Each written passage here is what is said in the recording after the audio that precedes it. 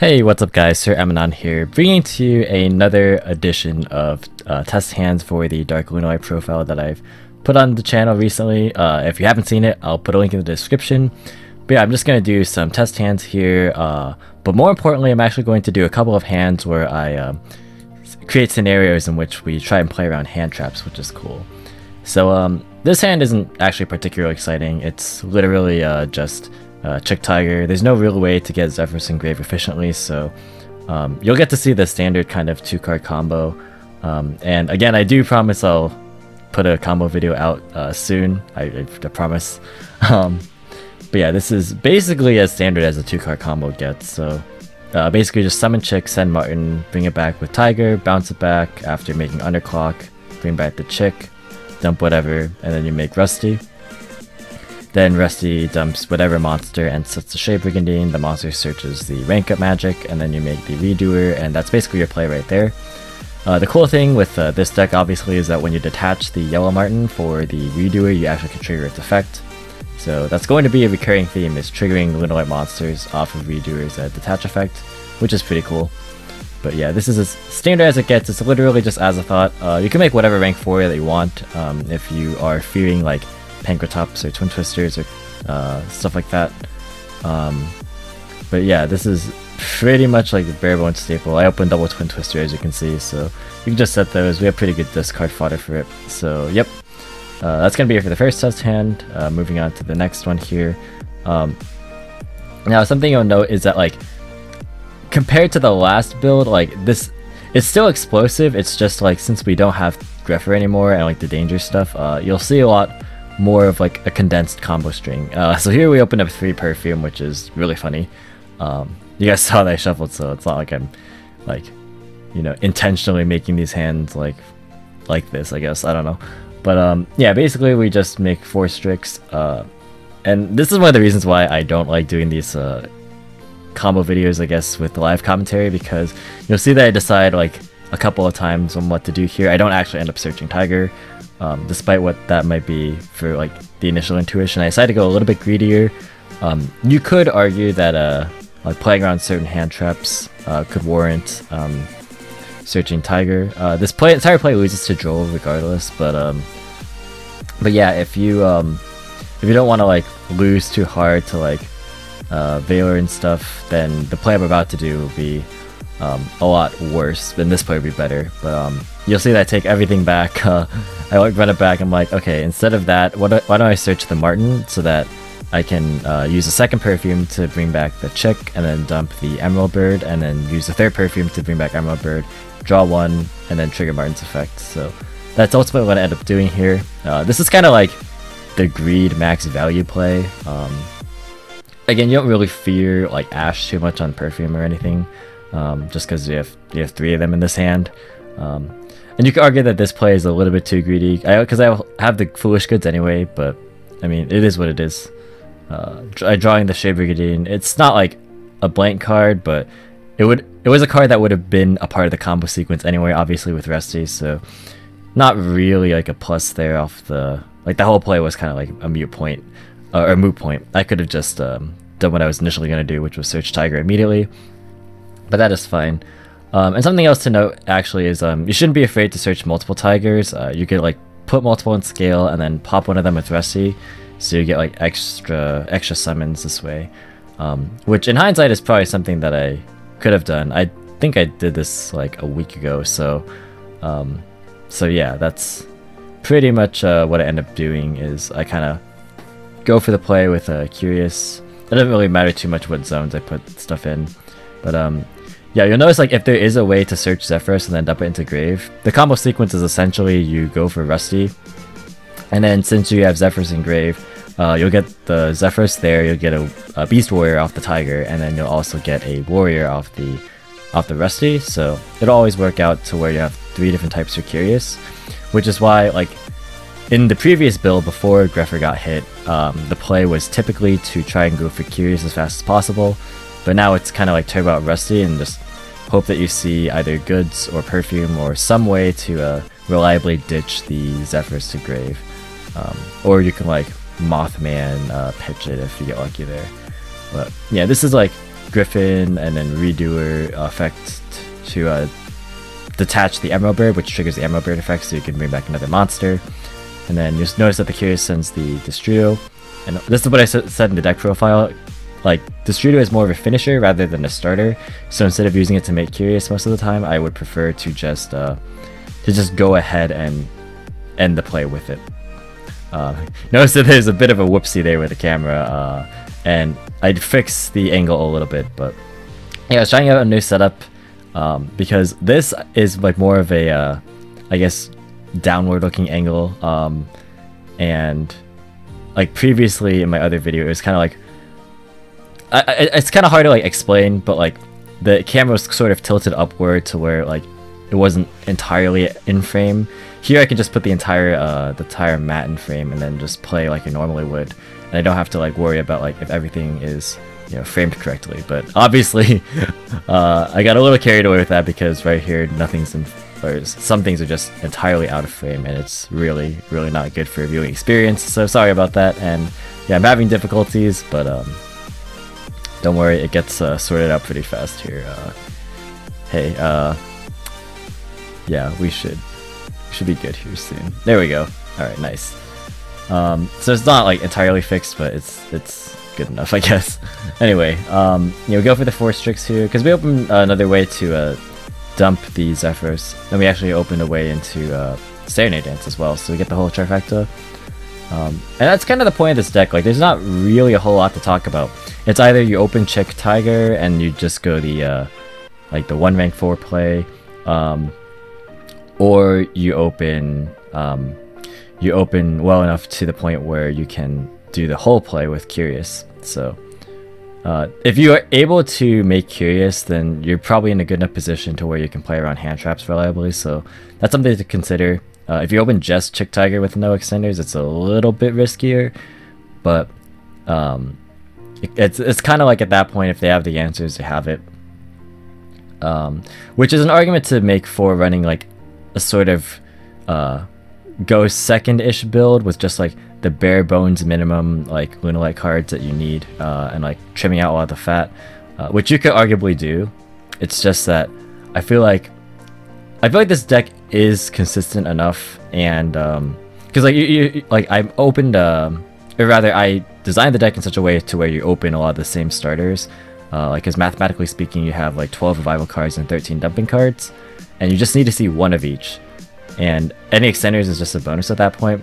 So like if you're playing a go second build, you cut out on some of those numbers, but like you're trying to just open like the minimum of Chick Tiger, or like a way to do that, and then afterward like you're basically just trying to fall back in defensive cards like Twin Twister, like in this build, but like in that build you would play more cards like Ash or Gamma or Valor, Permanents, or Kaijus, stuff like that, Pankratops too, which is something that like I'm still back and forth on. I'm actually going to a regional pretty soon here, and I'm trying to think of like if the deck can reliably like play through boards going second, or like do I accept those losses, or do I just try and like play my own game here? Do I try and like focus on maybe going second and trying to like break boards? There's a lot of things to consider. Yeah, typically a lot of the time you won't be able to end on the extra rank 4. Keep that in mind. This is kind of just like if you open really well like I did here. But yeah, I'm sorry I'm not really commentating over like the actual play strings themselves, but I feel like everything's pretty self-explanatory if you've been on this channel for a while. But even if not, you could you can kind of just get the general idea. Again, the game plan is get Rusty and then get Curious if you have a way to dump Zephyros, and then do the full combo. Now this is an interesting kind of idea that I came up with. So I came up with a bit of a mini game to where I put a bunch of hand traps in, and like kind of put a ratio for like how often I would expect to see the hand traps. So like if I put 3 of a hand trap in, that means I would expect to see it pretty often. If I put 1 copy, then it would be like somewhat, or not very often. 2 copies would be somewhat often. The third Droll is being proxied still because it was from my deck profile, and the Skullmeister is just Ghost Spell. That's a proxy, by the way, for Ghost Spell. And you'll see that like I roll a dice, and then I take however many cards from the top of that pile, and then that's the hand trap that will be used. Now, there's a couple ways that I thought about approaching this. Either I could simply just try and play as if they had that card, or play kind of quote-unquote ignorantly and just like see what happens if I get hand trapped. So I kind of like switch my approach here and there, but yeah, so this hand's interesting. It's a double Twin Twister, I think Mothman, as well as Rhoda and Zephyrus. So no Lunalight cards yet. But here, I consider for quite a while if I want to get Armageddon Knight or Greffer, because Greffer pitching Mothman to dump the Yellow Martin allows you to instantly be able to ditch the Serenade Dance, which in hindsight is something that I probably should have done because I had the Zephyrs in hand anyway. But I just decided to go for Armageddon Knight instead. That's probably not a good call. I probably should have done the other way instead. But yeah, here I like drop the Veiler, so like if that gets Veilered, then like what would I do? So the play is to Mothman. At that point it comes down to variance, which is why I'm like not the hugest fan of Dangers, because like it's hard to reliably playtest them when there's such a random like factor. But I mean it is replicating like the scenario in which the Dangers would resolve, but it's just on principle like Dangers themselves like lend themselves to a lot of RNG. But yeah, had the Greffer gotten Veilered though, then that would have been an entirely different story. So like that's why it's kind of like hard to tell like if I should be, you know, playing around the hand traps, or if I'm like assuming that there is a hand trap and I'm like trying to like, you know, structure my play to where I can like recover from the damage, if you will. But yeah, you saw that I bounced the Danger with the Zephyros, which is like not a very common play, but it can come up if you like actually are just low in Lunalight cards. And like the cool thing about Mothman obviously is that it's type diversity for Curious, so like Curious can help fix a lot of these kind of awkward hands where you don't draw like away into Chick or Tiger and you just need the other one. So yeah, that's kind of like the logic behind running like some Dangers, but like again, I don't really like losing to Droll, and I feel like everyone's citing it, so yeah, reason why I'm not running a higher Danger count there. Granted, I don't think anyone's really maining the card, so you could argue that like in an all-in go first build, I should just like, you know, try and, you know, push as many plays through as possible. Here is a bit of a tricky situation, and I'm trying to think of how I can play without Zephyros, because obviously I use the Zephyros to get this play started to begin with. But it's okay because I have double Tiger here, so we're able to just recover pretty well with Rusty, because that card's very good. So I think I have another Tiger use to be able to get the Redoer, which is pretty nice. There is a line where I think, I can't remember exactly, again I did this quite a while ago, so I can't remember if I like go ahead and pop the if I go and pop the Rusty here, or pop the Tiger with Rusty. I don't think I do. Just kidding, I totally do. Why would I do that? Do I have Destrudo Engrave? I totally lost track. I was just kind of rambling there for a second. I go Banish Redoer. I'm pretty sure just, oh, right, because I don't want to pitch the Twin Twister. I want to have a card for Twin Twister to be alive. That's right. So I don't want to special the boots. I want to pitch it and then set the rank up. Yeah. Because that was milled earlier. So I'm going to draw one. So Twin Twister's live. And that's kind of like the gamble, is like, if they have an answer, if they have like the Twin Twister for in standby phase, then it kind of sucks, because now like you give them an extra monster zone for Griffin, which is why that's why I switched my play stream from going for Curious first to going for Rusty first, because like no matter what, even if they have the answer, it's okay, because Griffin is still like a big floodgate, which is, you know, kind of like the big motivator for this kind of combo. So I think there's this hand, and then there's two more, and this is not a very strong hand. Like I actually just recorded all these games in sequence. The only edits I really made were speeding it up, as well as cutting out the parts where I clean up the board, but I don't actually cut out any of the test hands. So this hand's pretty bad, as you can tell. There's no Lunalight cards, and it's bound to happen even though we run 13 dumping cards and we run 12 revival cards. Sometimes you just don't see any of them. Here it depends. So like you'll notice that like I kind of like motion to where if they use impermanence or not, if it's like better to keep the rank up spell in hand. So like if they're reading that we hard drew the rank up and they like negate the redoer, then you just keep the rank up in hand. You have 2 Call by the Grave, so that's fine. If they do negate it, you still have the redoer's disruption because there is a trap underneath it. So that's alright. And if it does resolve, then you can just straight up Azathoth and hope to draw play next turn. But yeah, that's kind of like the hope there. So that Skullmeister is not a Skullmeister, it is a Ghost Bell. It's just, I don't own Ghost Bell, so it's a proxy for it. It's the closest card I could find. Sorry that it's not a very good proxy. But yeah, opening the Perfume and Zephyros again. I think this is the situation where I decide, even if they Bell the Perfume, it's fine because I opened like extremely well. So I'm like, okay, let's roll the dice again, and then try and see if I can play through 2 hand traps. And I totally failed here. That's a 9, not a 6, but I showed it to the camera upside down. Whoops. So here's an interesting card, Lancia. So like, what if they drop the Lancia here and I can't search with Perfume? So that's like very awkward because it means that Zephyros is sort of stuck in hand here. I think this then just evolves into the standard Chick Tiger combo, except since I have a Tenki, I can go a little bit further. I can pop the first Tiger, get another level 4, and then use a second Tiger that I search off Tenki, I think is what I'll do here. Or I'll bring back Emerald Bird with the second Tiger. I might do that as well. But yeah, Rusty's gonna activate. So this is like definitely 2 rank 4s through a Lancia, which Lancia is like a weird hand trap if you're trying to side against this deck. Like, it's good in the cases where like they draw Perfume. Because like we're not entirely reliant on resolving like the Azathoth combo. There's other defensive plays you can go for if you build for it. Which is something I considered, is like still trying to find space for Abyss Dweller, and like even Evil Swarm Nightmares, like something to consider. Dweller is just like fantastic this format, that's why. But yeah, I did the play I was just describing, which is pop the Tiger with the Bardache and then use the second Tiger to get another rank 4. So even through 2 hand traps, you can still get a pretty sizable board, which is nice. Actually, I don't remember if I'm actually gonna like go back here and look at it. Yeah, so yeah, you can't banish the rank up, or banish for the rank up. So you don't get Azathoth, but you still get a redoer with a trap under it, so that's very good. Alright, here we go. Last combo.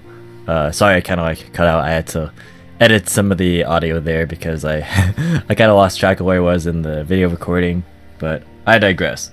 Anyway, this last hand is pretty good. The hand trap we're trying to play around this time is Droll. I think if we're making a concerted effort to play around Droll, which I definitely think that you should do games 2 and 3, then it's actually not too hard to do. Granted, it lowers your ceiling by quite a bit because you're not able to really search Zephyros and then pitch it for a Perfume play. But yeah, here I'm thinking I could probably play around Droll, so I roll the dice again and I get another hand trap. So DD Crow, that's pretty good here. So like, here I'm pointing out that like, if they had DD Crow even there, like if they try and target the trap, you could just chain the trap. So like that's not really a relevant point there. So it's okay. But yeah, here we go. Summoning the Collider Chick off the Serenade Dance and then dumping the Yellow Martin, which is pretty nice. We have a Twin Twister as well as a Perfume. So if they, for example, DD Crow the Martin as a target, then we're able to just search. If they DD Crow the Perfume Engrave, then that's a bit of a different story. It just kind of depends on like what they go for at that point. If they do that, then we're kind of forced to try and make a Tiger King play, and then see what happens from there. I don't think that we're able to like really do too much though, because we won't be able to use Tiger King's second effect, so we won't have a target engrave. Actually, no, I think we have the Martin or the Emerald Bird engrave there, so that would have worked out just fine. But here you're able to see that Droll hurts as far as the rank up combo is concerned, because like if you're forced to search either Chick or Tiger with like a Perfume or a Tenki or something, then you're not able to search the rank up spell, which definitely hinders your ability to like, you know, to make Azathoth, obviously. So yeah, because we have Perfume, we have an extra monster than the standard Chick Tiger combo. So I decided to instead just set up or straight up set the rank up magic, and then I just go ahead and use the Martin to bring back the Emma Bird to bring back the Martin there. So that's it for that hand. You could have argued that I could have maybe popped the Tiger if I wanted to get another rank 4 out, but that really just hinders your next turn follow-up play. If they have answers to your board, then you're kind of sunk at that point. So yeah, that's kind of just the basic idea of not only how to combo off, but also hopefully you guys can now see a little bit to a degree of how to play around certain hand traps. I know it wasn't like the most realistic scenario, but I kind of did the best with what I got in kind of a solitary environment. But yeah, hopefully you guys enjoyed watching this video. Thank you guys so much for watching. Let me know what you guys think in the comment section down below, and I'll catch you in the next one. See you guys!